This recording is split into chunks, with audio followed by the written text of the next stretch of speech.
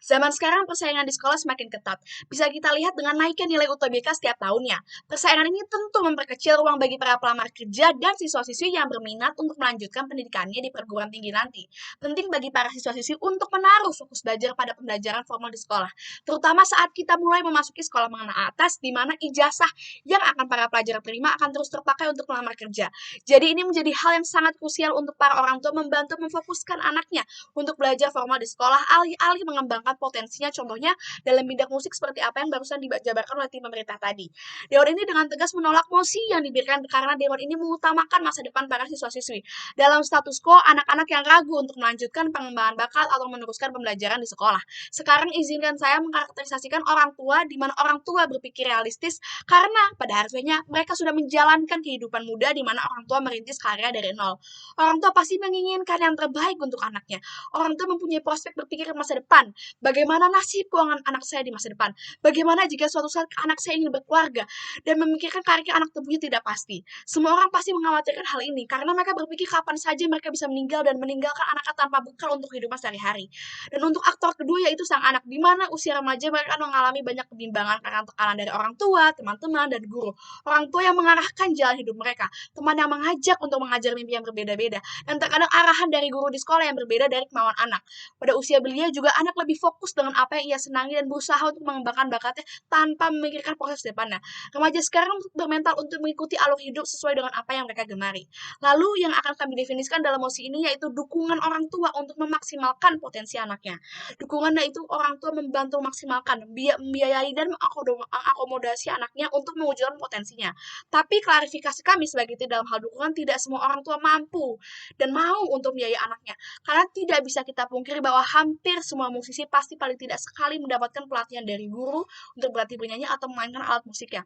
Serta untuk pembuatan lagu pun dan pemasaran lagu membutuhkan banyak biaya seperti timnya, komposer, alat-alat, ide, dan hal ini akan memakan banyak waktu dan biaya di mana tidak semua orang tua mampu dan bagaimana anak itu bisa menghandle waktu yang diberikan. Sehingga kami memiliki beberapa poin mekanisme. Yang pertama, menetapkan potensi sebagai hobi. Yang kedua, mengutamakan pembiayaan dari orang tua untuk kursus mata pelajaran. Yang ketiga, arahan orang tua tidak boleh diacukan oleh sang anak. Yang keempat, sang anak dibolehkan memilih jurusan yang diminati dengan memperhatikan prospek yang akan ditekuni ke depannya. Di mana dalam argumen saya, pembelajaran sekolah ekskul pun tetap akan berjalan. Jadi dalam hal ini orang tua tidak harus melarang 100%, tetapi biarkanlah potensi siswa dalam bermusik dijadikan hobi dan pekerjaan sampingan.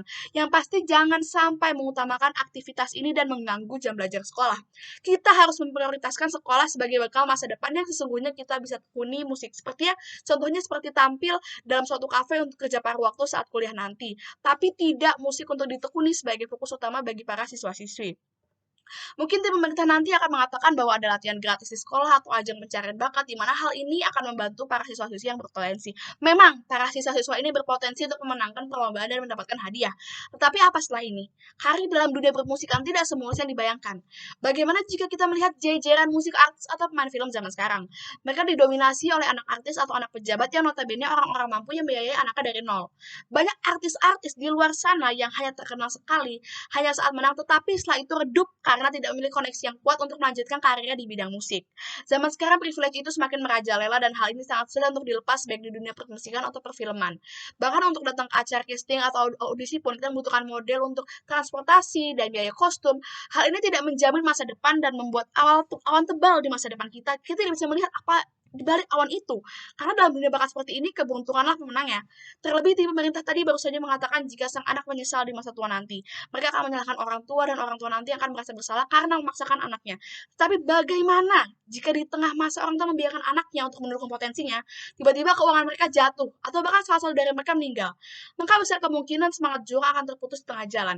Hal ini akan lebih parah dari tidak mendukungnya sama sekali, karena ini akan lebih terasa seperti harapan yang palsu atau yang tidak pasti. Pada akhirnya tidak akan ada progres yang signifikan bagi masa depan sang anak. Saya juga ingin menyanggah tentang ketidakbahagiaan anak jika ia tidak melakukan apa yang ia sukai. Pertama-tama, bosan merupakan sifat manusia yang kita tidak pernah tahu kapan kita bisa berubah pikiran. Jika kita sudah masuk ke dunia musik, maka akan sangat sulit bagi kita untuk memasuki bidang lainnya. Contohnya pada pekerjaan kantoran seperti marketing, accounting, atau developer. Berbeda jika kita dari awal masuk ke jurusan komunikasi, contohnya Maka kita bisa mengeksplor lebih jauh dan prospek kerja yang ditawarkan juga lebih luas dan beragam. CV atau riwayat pendidikan yang dimiliki juga lebih terjamin karena jurusan yang kita tempuh dan basic skill yang kita miliki. Dewan ini percaya kebahagiaan tidak datang dari satu sisi, di mana kebahagiaan datang dari orang-orang di sekitar kita. Kebahagiaan itu juga datang dan pergi. Jadi tim pemerintah tidak bisa mendefinisikan kebahagiaan hanya tergantung dari prospek kerja. Maka dari itu, demi masa depan yang lebih terjamin bagi para anak-anak, sekali lagi kami tegaskan, Dewan ini sangat menolak bagi para orang tua untuk wajib memaksimalkan potensi anaknya.